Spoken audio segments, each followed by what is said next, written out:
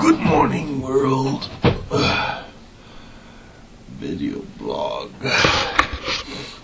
for the 21st of August of 2013. Robin Kazmarczyk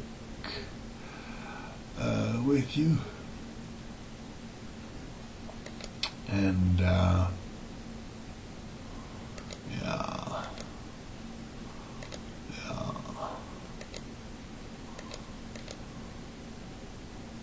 that's kind of cool, actually. That gray scale, rather than fact, it's white, psychedelic. Anyways, Robin Kazmarczyk with you on the 21st of August of the year 2013 of our Lord Jesus Christ. And the fuck, man. A little girl went to school. A 12-year-old went to school. Rasastali went to school. The boy is waiting for me to wake him up. I'm going to wake him up around 8 o'clock. He needs to be at school at 9. It's a little bit later than his sister. Sissy just came back from work. She works the graveyard shift at a bar. Hell of a job, ain't it? And I'm trying to learn how to look into the camera, which is something that I'm not used to. My rat's asleep up there.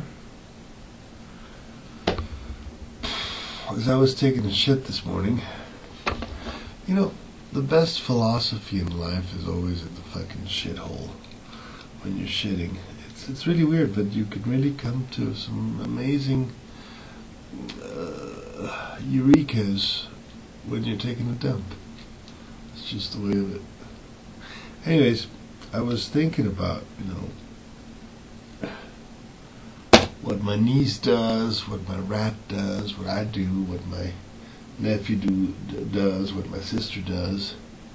We all have this sort of predetermined, almost programmed set of acts that we have to follow throughout the day, or that we follow throughout the day, and we don't vary ourselves very much from those acts. My niece has to get up at 5 o'clock in the morning to be out of here around 6:15, 6:20, so she can be at school at 7.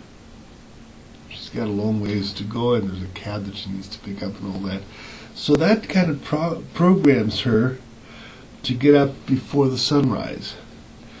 That is not the natural progress of things. That is not normal. That is not what should be. That is what is.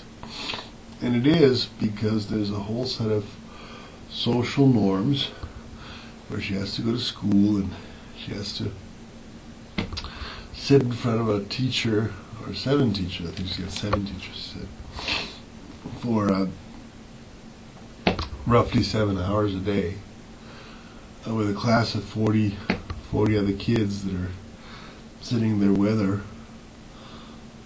And I question myself the wisdom of such social interaction. Certainly, if you're in a class with 40 kids, you're not learning much. You're probably just, it's like watching TV. It's like going to the movies, There's this person up in front of his podium, and he's giving all this information out, and unless you're really into it and you really want to do it, you're probably not going to learn much from that experience. My niece does want to do it. She does like the experience. She likes doing that. So she will get the benefit of it, but I'm sure that most of her classmates won't. And you have to question the wisdom of putting kids in that situation, in that position.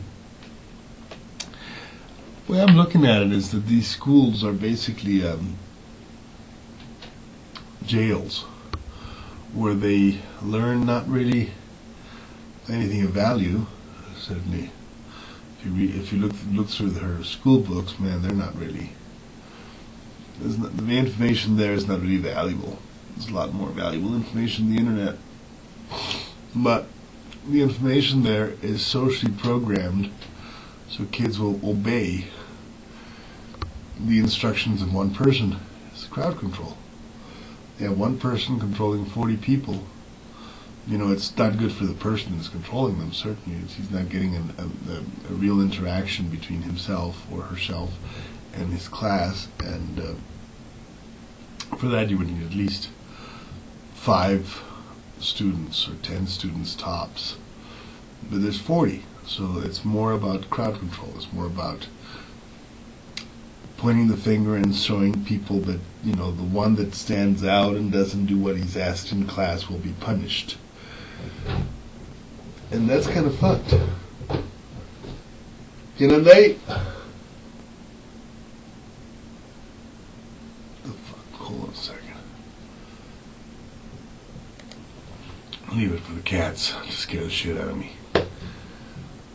Fucking cats, man. They're out there jumping around like they're humans or something, and they're spooking the fuck out of me. Anyways, so you have this social situation where one person in authority controls 40 people at a lower rank than himself or herself, which is really not beneficial neither to the person in authority nor to the people that are having to obey those orders, even though they seem irrational or insane.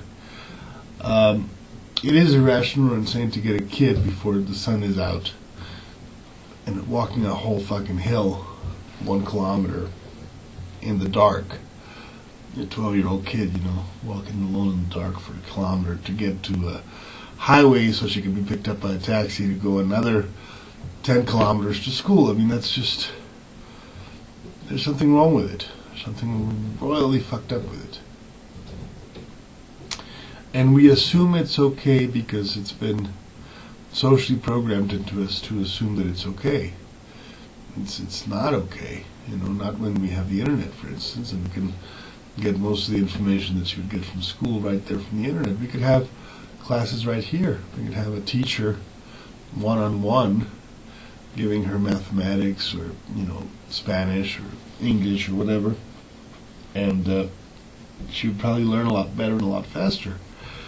So the social contract is wrong. It's this erroneous system. It's a fucked up system. It's kind of the same thing with the war on drugs and even the wars on Afghanistan. All those things. It's just a small ruling group of people that want to maintain these things as they are, and they do it based on custom and common usage. I mean, people go to war because they think it's what they have to do. They never question themselves, gee, do I really need to have a nation?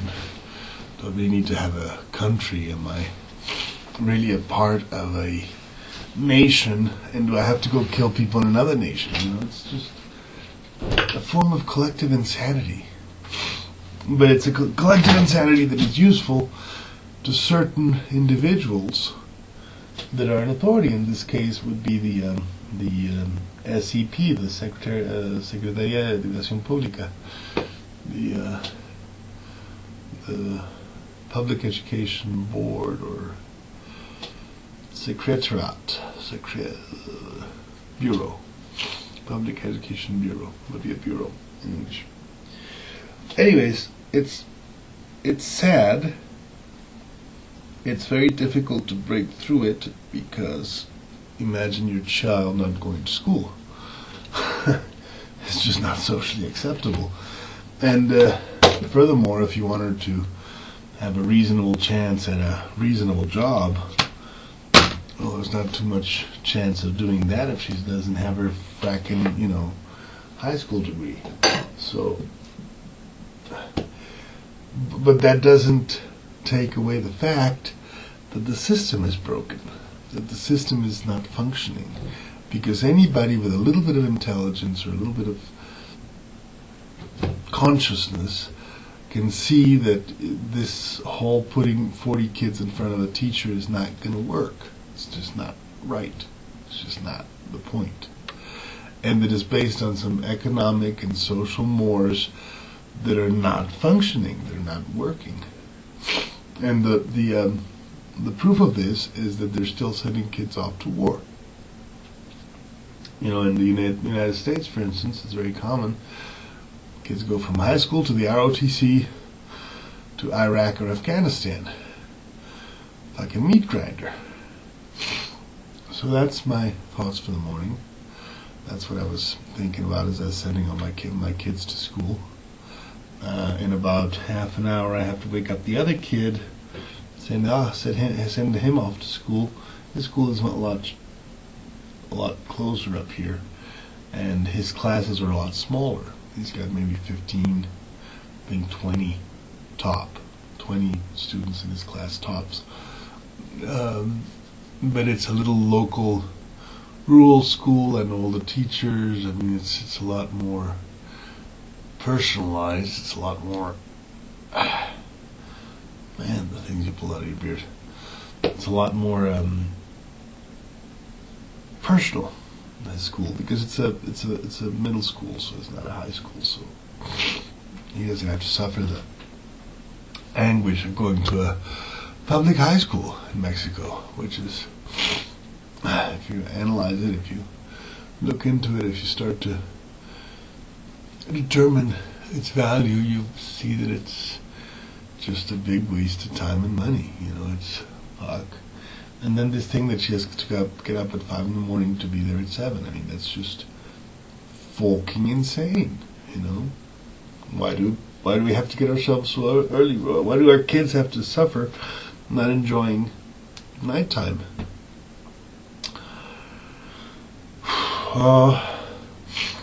It's not just school. You know, it's all the insane number of things that we do on a daily basis to survive on this planet, on this human society. Take your average worker.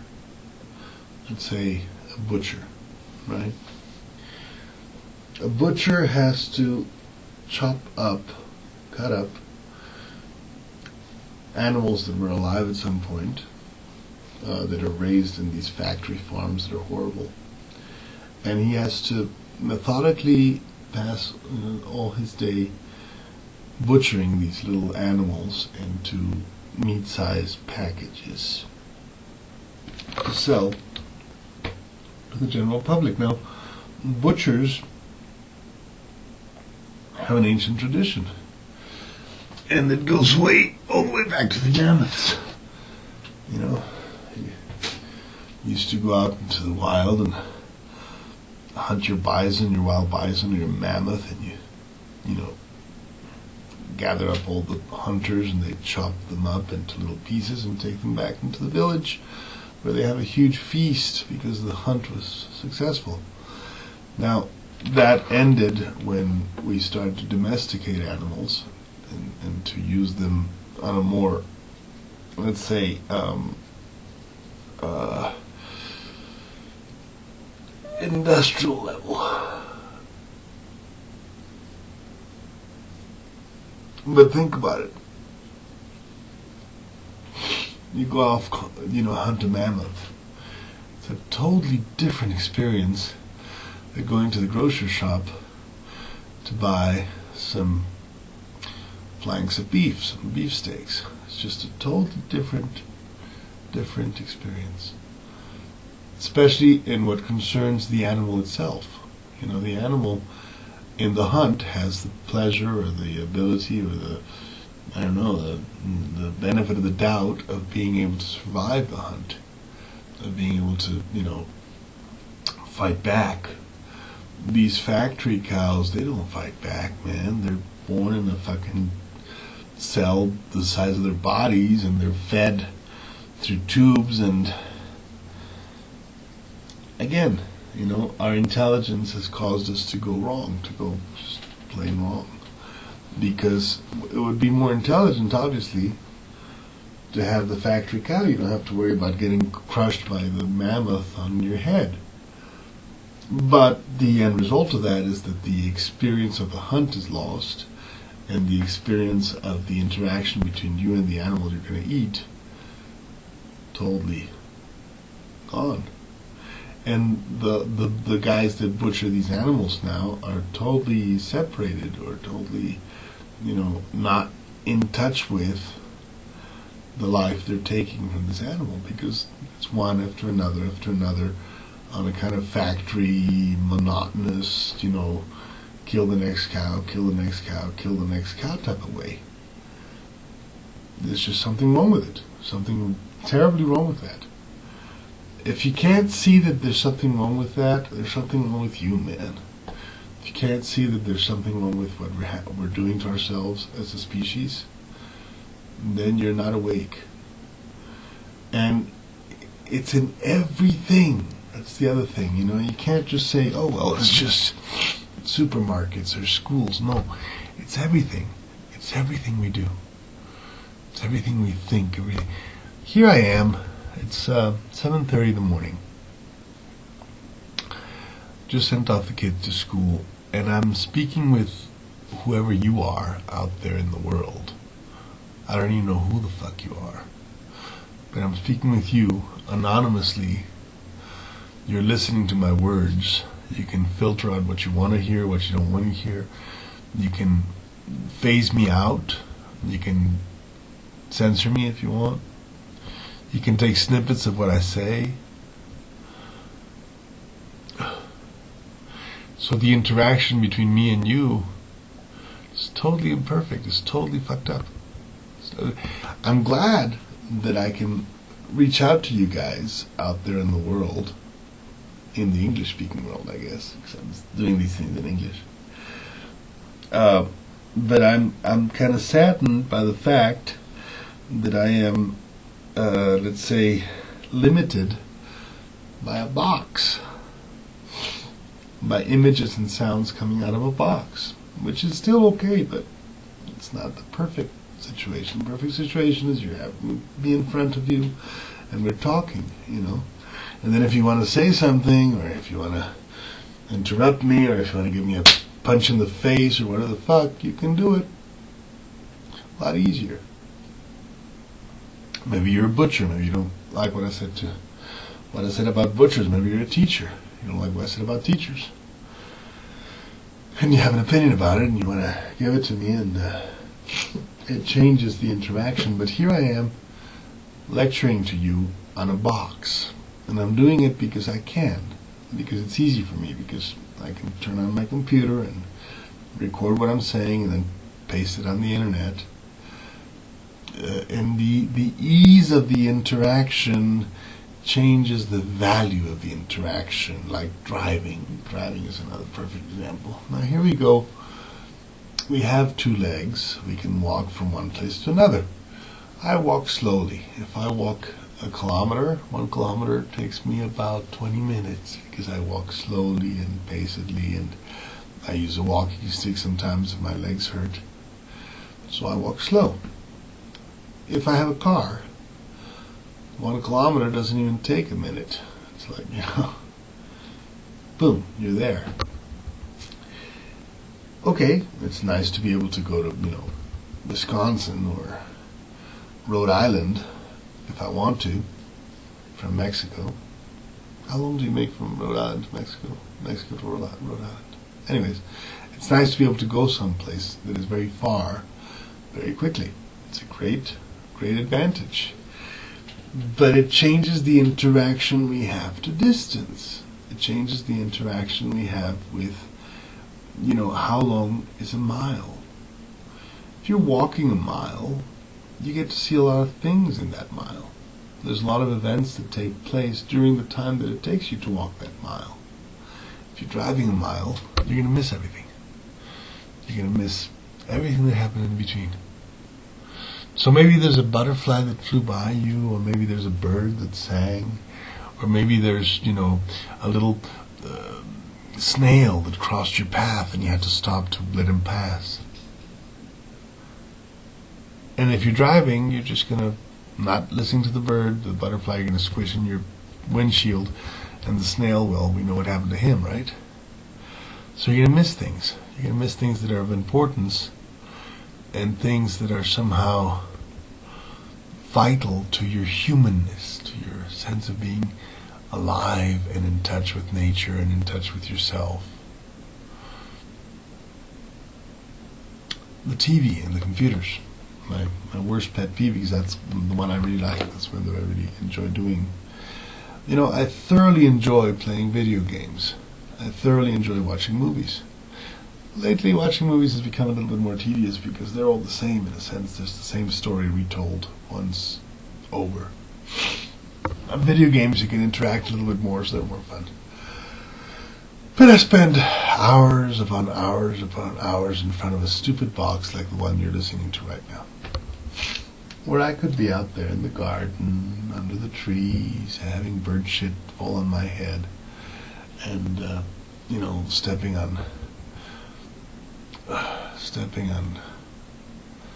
spiders that will bite my feet.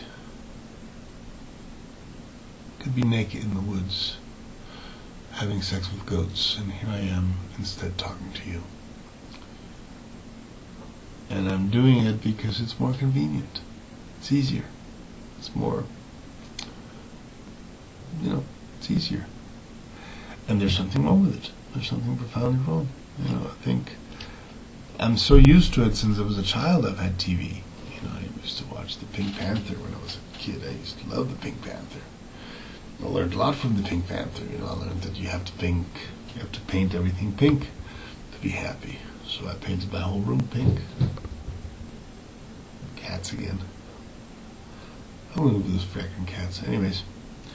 Anyways, so instead we find these boxes and we talk to these boxes and we interact with these boxes, with these images, these image boxes with sound.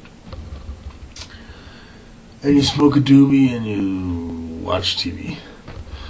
And you masturbate in front of the TV and you do all these things in front of a fucking box, man. And life passes you by and you spend it in front of a box, listening to some guy with a beard and wild hair that he hasn't combed in 3 days, saying bullshit about how terrible it is to spend all the time in a box. You see the ridiculousness of it? So you go to the supermarket and you buy yourself some ground beef and you eat some ground up animal that was some time alive and never had a chance to run in the fields because he grew in a factory farm, and then you come and you bitch about it on the internet and you feel somehow accomplished for the day, and you figure out that maybe you're missing something in life, that you're missing something important. So what can I say to counteract what I just said? Nothing. There's no redeeming value to all this thing. Go live your lives, do what you will. What is it that Crowley said? Do what you will, so be the whole of the law. I like it better the other way, which is, if it harm none, do what thou wilt, so be the whole of the law. Losing my hair, guys. You shouldn't lose your hair. Losing my hair for watching too much TV.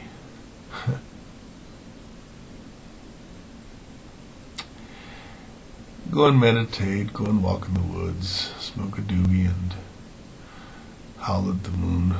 That's what I recommend. It gets you at least a little bit out of the chair, a little out of the box. Get out of the boxes. Abandon the boxes. The boxes are boxing us in.